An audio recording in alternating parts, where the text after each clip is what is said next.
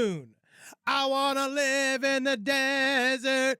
Oh, yeah, you saw Riding a worm to my job. It's Dune. Man, I fucking love Dune, dude. It is Dune season. Was it good? No, I haven't seen Dune 2 yet. Oh, I thought you went and saw it. No. So far, Dune did you see? The rest of the Dunes. So I have seen so far. I went to go see, because Natalie, my intrepid wife, she did not want to join me yet on the Dune experience, because I tried to show her David Lynch. I've tried to show her David Lynch's Dune. That's been in the theater. So that's what you saw. I did see that. But I also saw the new Dune, the Denis Villeneuve Dune, in the theater as well. So I saw both in the theater. It's not Dennis, it's Denise.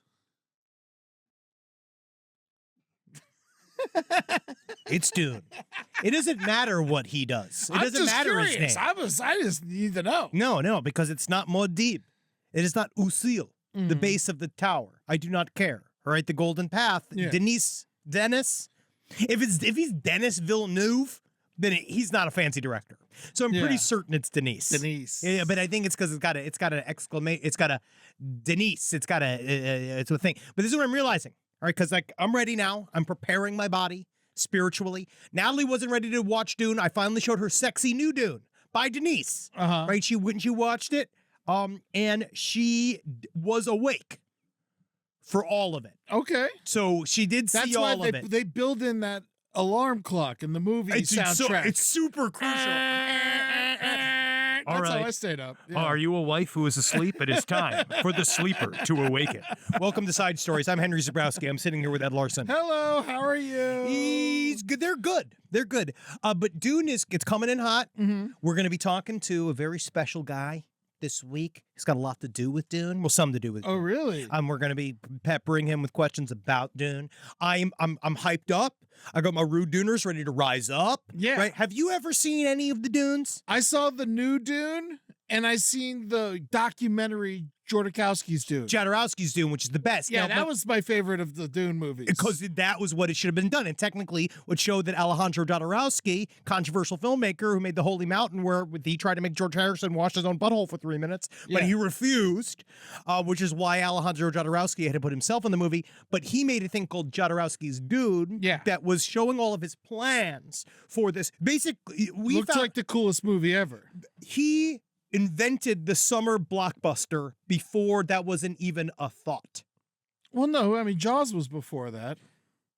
No, Jaws invented the summer blockbuster. But what he was going to do, that ended up being a giant summer blockbuster. He came up with this concept of stack casting it. Yeah. And doing shit like, having Salvador Dali be in it. Have it like do all of this kind of crazy out there celebrities in it mixed with high budget. Yeah. Because Jaws was still working on a limited budget. Yes. And so because I know that Spielberg was never happy with how the shark looked. Well, yeah, it kept breaking. Yeah. The shark kept breaking, and then that's actually what made the movie good. If the shark worked, it would have been a much worse movie. Absolutely, which is why he put so much shark in Schindler's List. Yes. Which honestly, I'm just glad he got bumped up. It was a great movie. Having him come up out of nowhere and eat Hitler at the end was one of my favorite surprise endings to a film. Sorry, spoiler alert. That's how Schindler's List ends. Yeah, shark eats Hitler. Yeah. You're going to need a bigger camp. That's what he said. What a great fake thing. But are you going with Holden to see the new Dune movie? Unfortunately, yes. Yeah. But yes, I am going with Holden, of course. Who else is going to go? Natalie was conveniently busy. Yeah. When I was going to go see the David Lynch Dune, which I went to go see that in theater. And I'll tell you those plans got canceled, though. Yes, I know. Yeah, Natalie's plans got canceled because Julie was supposed to go, and so her plans got canceled, and we had a lovely day together. She still said she was booked.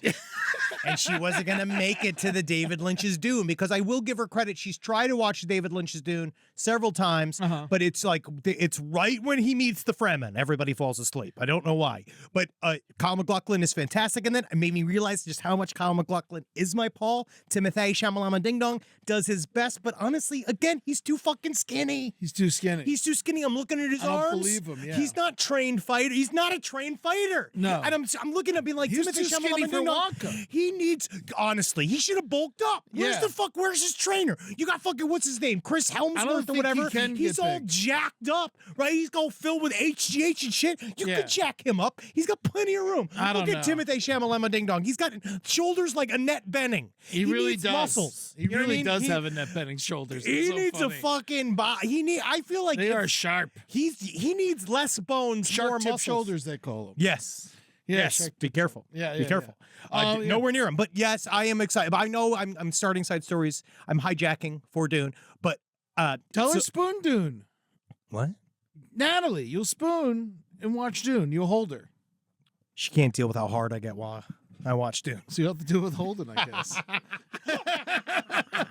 But I was reminded just how good the David Lynch's Dune actually is. The new Dune is good. It's sexy, but we'll see. It's an incomplete film. Can I ask a question? Yeah, we have to wait till Dune 2 because that's the one thing I'm watching Dune 1 and all I'm doing is getting a fucking blue balls for the rest of the goddamn story. Now, is the worm a cock or a vagina? It is a fuck you. It's a god on Earth. And the proprietor of spice. But it's Shai Hulud. But we know that Dune is all like, it's like an allegory for fucking, right? No.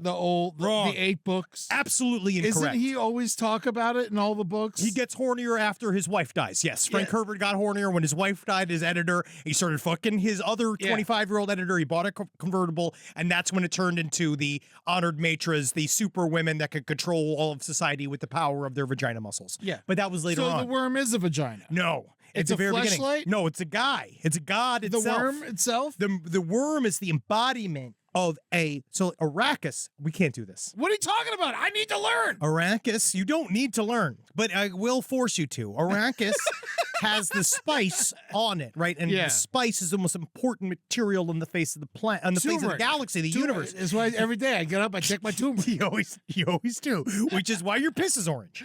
And so, but the spice is what allows intergalactic travel. It also prolongs life. It's also how the Bene Gesserit, which is the actual powerful body group of women that are sort of running the various political machinations behind the scenes. The Zendayas. No, not the Zendayas. The Zendayas is one of the Fremen. By the way, love the outfit. Yeah, I love her red carpet outfit. She looks good. She looks like a robot. And apparently it's old. It's like an old outfit. But it's an allegory for oil and about power. Basically, it's about what happens. Dune is really about when the good guys win and become the bad guys again. And we all look to a superhero, or some people look to an Ubermensch, like the idea of this guy. Somebody will show up that will be this perfect combination of leader and protector and philosopher king, and they will come and they will fix all of society, and they will make the perfect dictator. And that's kind of what Paul becomes to understand. That's what's happening to him because he can see the future. And then so eventually it's about how he's trying to destroy his own path, but he doesn't understand the golden path continues on no matter what you do. Okay. Because there's still the children to think of, Children of Dune, number 3. We have a lot of show to get to today. I didn't mean to do this long on Dune. Well, I think it's important. It's you unfortunately, care about Dune. You saw 2 Dune movies over the weekend. You're letting this go too much. You have to fight me because I will just talk about Dune. Talk about it, baby. But the audience is going away. Yeah. We have to. It's true. It's very boring. They're running away. The movies are awful. But that's the problem, is that the movies inherently are not popular. They're not. They're not. The last one made a lot of money, right? Yeah, but it's only because of Timothée Chalamet Ding Dong and Jason Momoa is in there. He's in the new one too, even though he died. He's gonna probably come back in 3. Johnny Omaha? Duncan, Idaho. Johnny Omaha is his name in the pornography.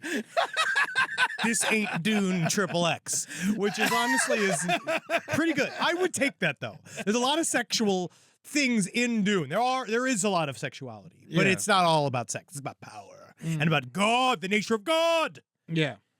I don't know. I'm bored by it. Yep. This is my whole life. But this is what I appreciate. I need this out. I need this attitude. Yeah. Because I need something to push against. Sandy Star Trek. Dude, it's a Sandy Star Trek. It's way more. It's closer to Star Wars. Yeah. I would put it, but he was influenced by those things and he changed it up specifically. It is showing what happens really if Luke Skywalker won like what really would happen. And it's very interesting. Well, they did win. Yes, but then they show this idea of like, like all you have is the Ewoks dancing, going like, And then he waves at the ghost of his father. And he was like, bye-bye. And he goes to hell, But it's this is different because it shows that like no matter who you think is the best guy possible, right? Like whoever you think is a hero that's going to fix everything, just the responsibility of putting that on that person's shoulders will inherently corrupt them. Because eventually the responsibility, because there's too many people you got to make happy at once. I've been reading a lot of Marcus Aurelius as well, which is very interesting about like having an emperor's view on the world, which is now, being subject to millions of opinions as a person in ancient history. It's actually very similar to what we each all have to deal with just as normal people on the internet every day nowadays. So there's a lot of lessons to be taken from meditations. Okay, great. Cheers. I'm doing good. Cheers to Dune. I had a lot to upload today. I saw the Bob Marley movie. Yeah, how was it? It was fine. Great.